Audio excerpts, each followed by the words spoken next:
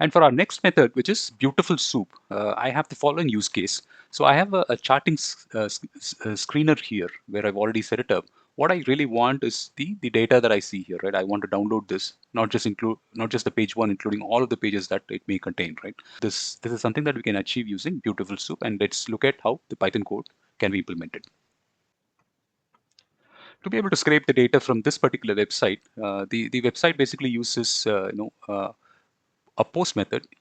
I'm sure you're probably familiar with the get and the post methods, the HTTP methods used by web servers. Get is something when you want to extract some data from a web server, and post is when you want to submit some data back to the web server as input, right? So in this case, the way this particular the website works is that it needs to post a web request, and then it needs two specific inputs to it. One is the actual URL of your particular screen. In this case, this is the URL.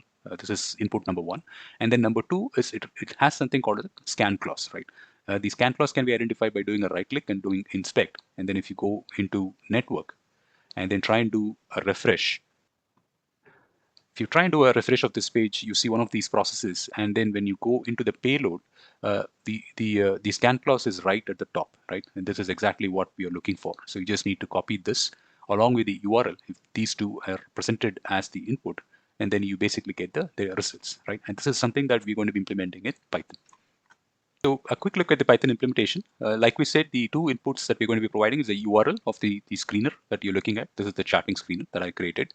And then I've also pasted the scan clause, which is what we copied from the payload of that particular website. So when I provide these two as input, and then I definitely need Beautiful Soup, installed. So you'll have to install the package Beautiful Soup. And the way it's going to work is first it creates a request session here called the S, and then it does a get of the URL of the screener that we looked at, and then it parses that particular page, creates all the the token and the header information, stores that as s dot headers, and then it posts the request that we talked about, which is this particular URL, along with the scan clause that we've provided. So once it does that, the website basically returns the screener output as a JSON here, and that's what gets converted into a data frame, stored as a DF, and then returned as a data frame back to the program.